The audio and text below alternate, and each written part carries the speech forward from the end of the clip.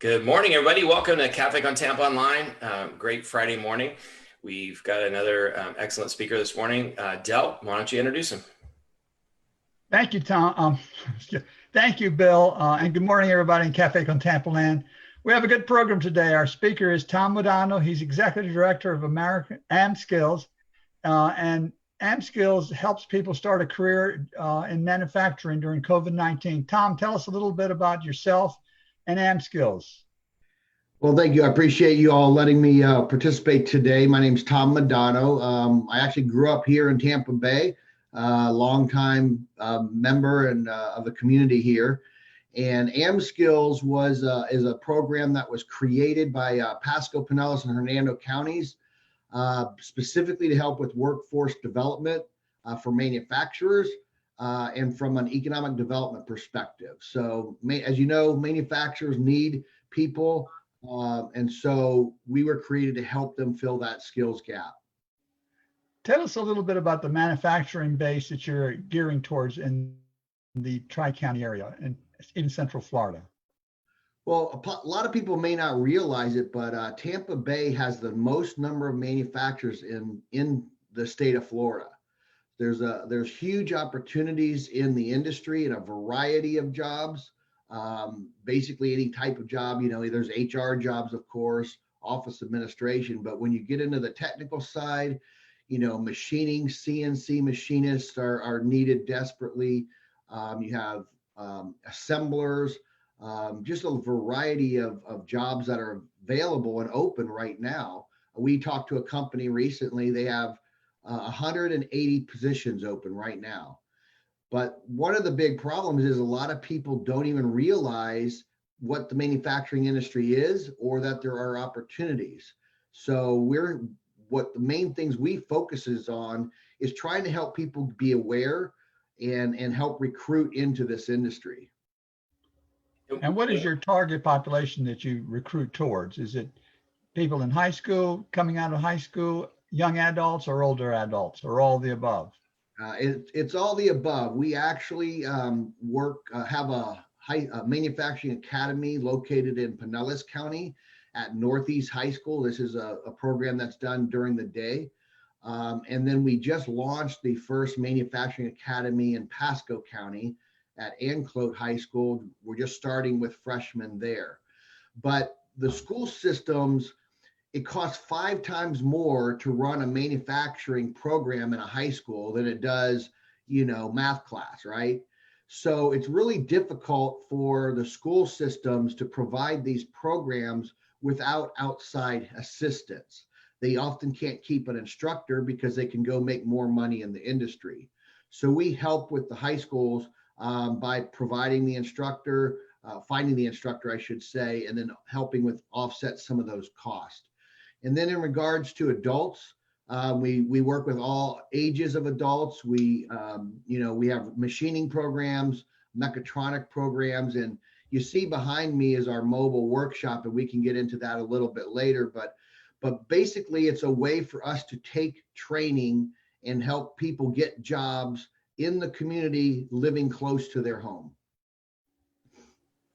And do you work with other partner groups, like you mentioned school systems, community colleges, other kinds of training program, or do they feed to you, or do you all partner in some way? Yes, when we were actually created, we were modeling the German European model of apprenticeships. And what that means is if in Germany or Switzerland and in the Europe, you go to high school until age 16, and then you either go apprenticeship route or you go college route. 60 to 70% go apprenticeship route. And essentially what that means is you go to school, high school till age 16, then you decide which direction you want to go. And at age 16, let's say you want to become a machinist, you go to school and you start working at age 16. And for 4 years, you go through an apprenticeship. So we were created to try to model that, but we're in the US. It's very difficult to change the way things are.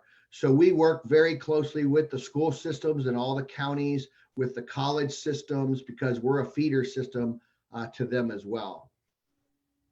let's say, we're in a period of COVID-19. Someone that's an adult that's been laid off from either the service industry or retailing, and they had a career, but it's a career that essentially they either furloughed or is shutting down. What kind of help can you provide to them if you can? Absolutely. We're providing help right now. Because of it, we've received several grants recently. Pasco County has given us funding to conduct specifically reemployment training using our mobile workshop. And then also the United Way of Suncoast has also provided us funding. But what we do is what you see again behind me. The mobile workshop allows us to go to a community. So for instance, last Saturday, we held, it's a one-day workshop followed by a 2-week boot camp. And we're doing this particular one in Lealman area in Pinellas County, which is a low-income area. It's primarily for adults, and essentially you come to the program on the one day. They build an Eiffel Tower project. The key to it is we have manufacturers participating that have open jobs. So as they go through the 2-week boot camp, they're doing a variety of projects, all hands-on. They get to go visit a couple manufacturers to help them figure out which career they want. And then the key is on the final day, they're given multiple interviews with multiple companies on the final day, and then they follow up for hire afterwards. So you also provide job placement through this process. Absolutely. Yep. I noticed on the image behind you, great careers for women. So let's say a woman that was in retail for 15 years. Have you been able to redirect people to manufacturing careers of women into manufacturing with a background that's been almost exclusively in retailing? Yes, absolutely.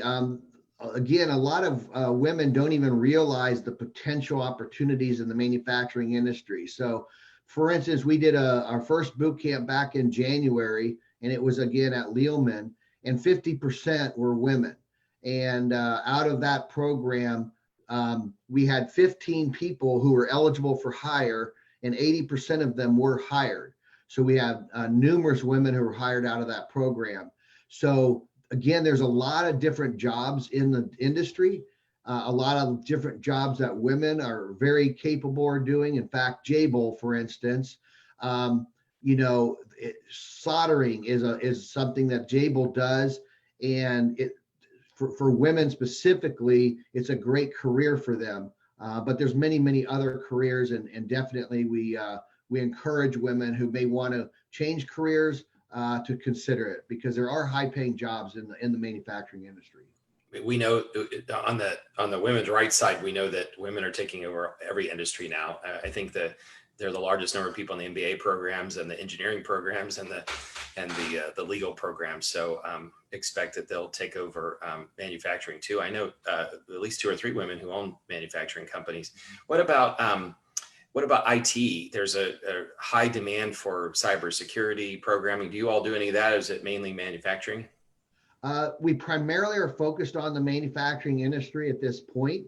We have had requests to develop the boot camp model for other industries such as construction and IT. The particular program is fairly new for us, so that we want to kind of focus first on the manufacturing industry, and then in the future, we may be adding those industries as well. What are some of the manufacturing industries that we do have in the Tampa Bay area and the diversity of them? Oh, there's a variety. We pretty much have everything. There's, you have companies like Mettler Toledo. If you go into a Publix, for instance, and go to get your turkey, they're measuring what your turkey is on their weighers, but they also they produce those, and they're I believe a Swiss company. You've got other companies like PharmaWorks. They're a company that builds, so everybody's familiar with the blister packs. When you go to get medicine, you got blister packs. So they make the machines that put the medicine into those blister packs. So there's SMT, which makes parts using CNC machines for the aviation industry, as well as the space industry. They, I believe, have parts on the Mars rover. So there's just really a variety of manufacturers in this area. And again, so many opportunities, and one of the big keys is people, again, how do you figure out which path do you want to go? How do you know if you don't know what CNC machining is, or how do you work with robotics or soldering? So our program is designed to help you figure that out and then get you placed into a job close to home, into an industry, into a job that, looks interesting for you. So we're trying to really help get you the right fit to launch your career. So it sounds like part of the purpose is to get full employment and as many people as possible working. Another goal is to fill the jobs that companies desperately need. And another goal might be to help people make more money. Do you have any data on how much more people can make going from retailing or customer service jobs into manufacturing? Yes,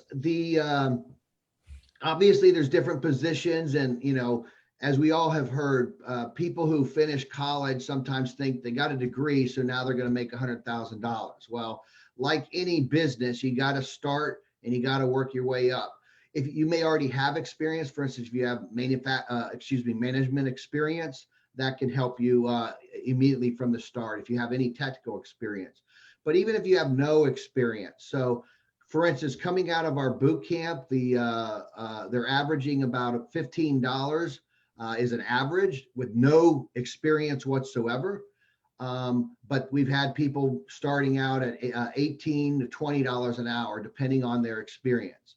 But also, for instance, if you go into CNC machining and you become an apprentice, basically what that means is you're going to be working and being trained, for approximately 2 to 4 years, depending on what it is. And there's no cost to you as the employee, for instance.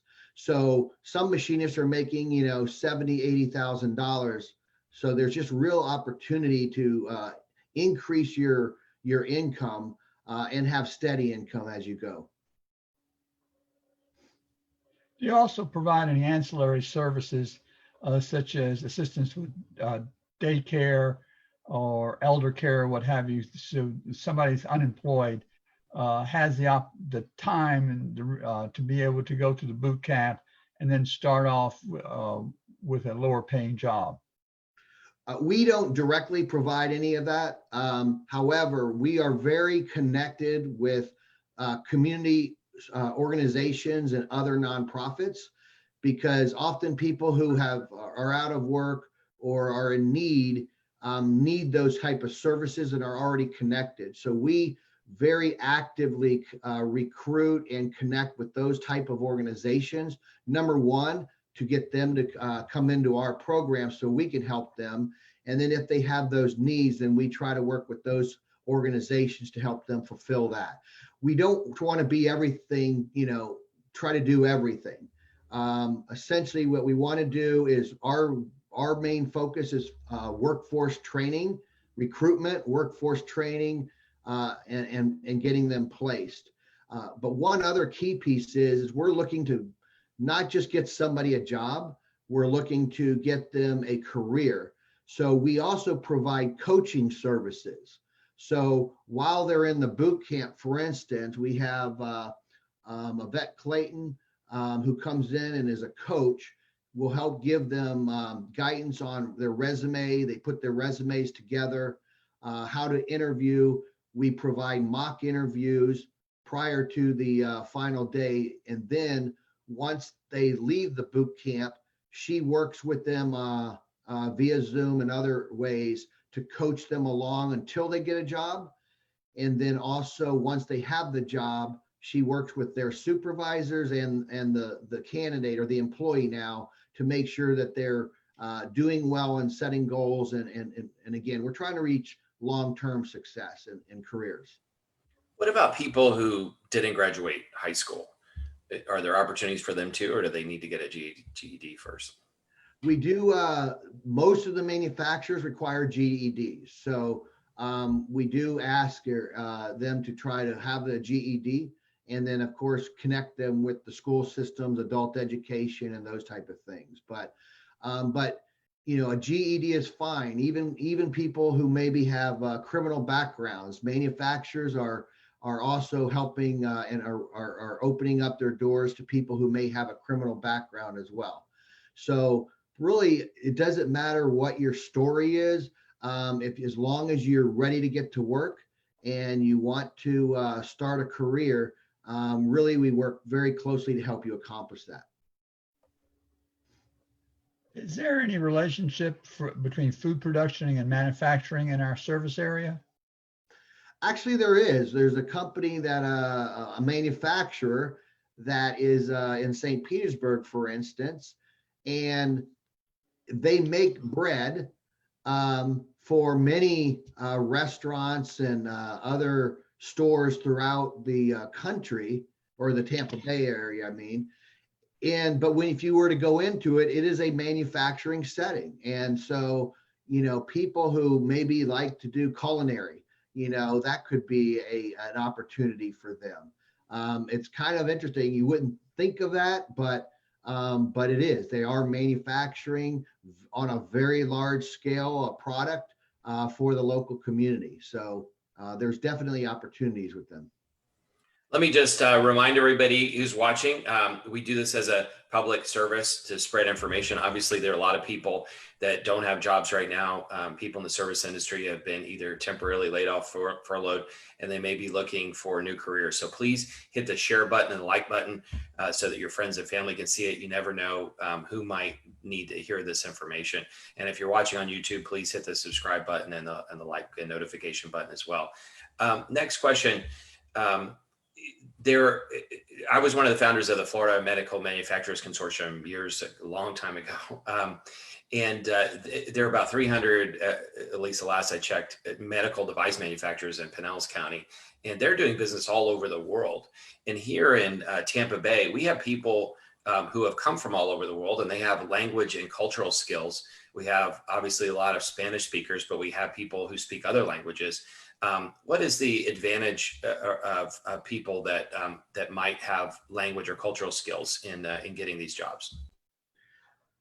As you said, there are many companies that are very multicultural. So there are, again, great opportunities in that area as well. I mean, it's just really, you know, very vast as far as the potential for people. We have discussed in the future here of, you know, creating a boot camp, if you will.